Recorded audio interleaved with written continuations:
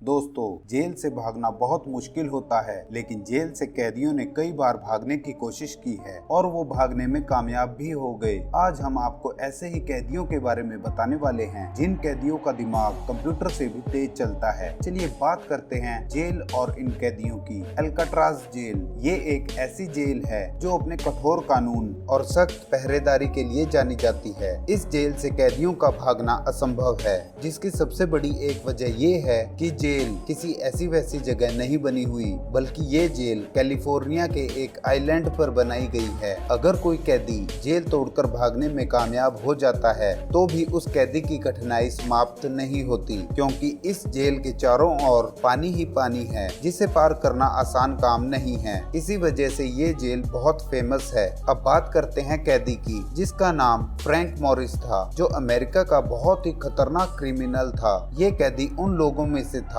जिनका दिमाग कुछ ज्यादा ही चलता था। इसी वजह से इस कैदी ने इस जेल से भागने की कोशिश की। भागने में इस कैदी ने अपने दो साथियों को साथ में लिया और वो दोनों भाई थे, जिनका नाम जॉन एंजेलिन और क्लेरेंस एंजेलिन था। ये तीनों मिलकर जेल से भागने की कोशिश करने लगे। भागने का प्लान बनाने वाला फ्रैंक मॉरिस ही था, क्योंकि इस कैदी के अलावा दूसरा कोई कैदी इस जेल से भागने के बारे में सोच भी नहीं सकता। इस कैदी ने सबसे पहले ड्रिल बिट्स को इकट्ठा करना शुरू कर दिया। उसके बाद इस कैदी ने वैक्यूम क्लीनर की सहायता से बहुत ही गजब की साजिश की। ये मशीन पूरी तरह ड्रिल मशीन की तरह चलने लगी। उसके बाद अपने दोनों साथियों से कहा, जितने भी हथियार हो सके इकट्ठा कर ले। इन्हें इस काम को करने के लिए पूरे 6 महीने का वक्त लगा। दूसरी तरफ फ्रैंक मॉरिस दीवार को खोखला करने में लगे थे। छेद करने की वजह से दीवार के छोटे छोटे टुकड़े नीचे जमीन पर गिरने लगे। दीवार नीचे गिरने की वजह से पुलिस वालों को शक ना हो,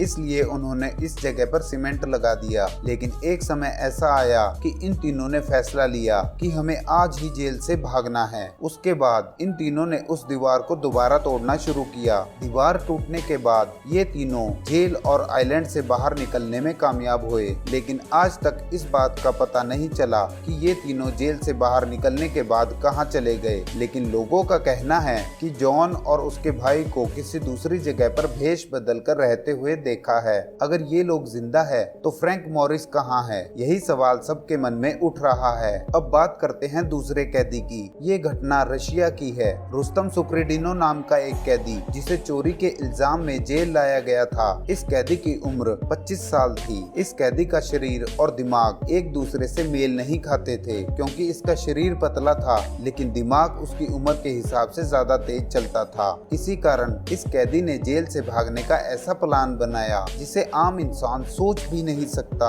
अब आप सोच कर देखिए, जेल की कोठड़ी में खाना देने वाले होल से इंसान कैसे बाहर निकल सकता है, क्योंकि इस होल से तो खाना दिया जाता है। लेकिन इस दुनिया में इतने खतरनाक अपराधी है जो इतनी छोटी सी जगह से खुद को निकाल लेते हैं। लेकिन इस कैदी के इस काम में एक ही चीज बाधा बन रही थी, वो थे इस कैदी के कपड़े। और उन कपड़ों को इस कैदी ने उतार दिया और उस होल से बाहर निकल गया। फिर ये कैदी जेल से भागने में कामयाब हो गया। आगे बात करते हैं एक और ऐसे कैदी की। ये कैदी हर बार अलग अलग जेल से भागने में कामयाब रहा। इस कैदी का नाम योशे शिरातोरी है। ये कैदी जापान में रहता था। इस कैदी को खून और चोरी के केस में सबसे पहले अमोरी जेल में लाया गया। उस जेल से ये कैदी ताला तोड़कर भाग निकला। ये कैदी इसी तरह ताला तोड़कर पहले चोरी किया करता था। उसके बाद दोबारा इसे पकड़ लिया गया। फिर इसे अकिता जेल में ले जाया गया। ये कैदी उस जेल में भी दीवार फांदकर जेल से भागने की कोशिश करता रहा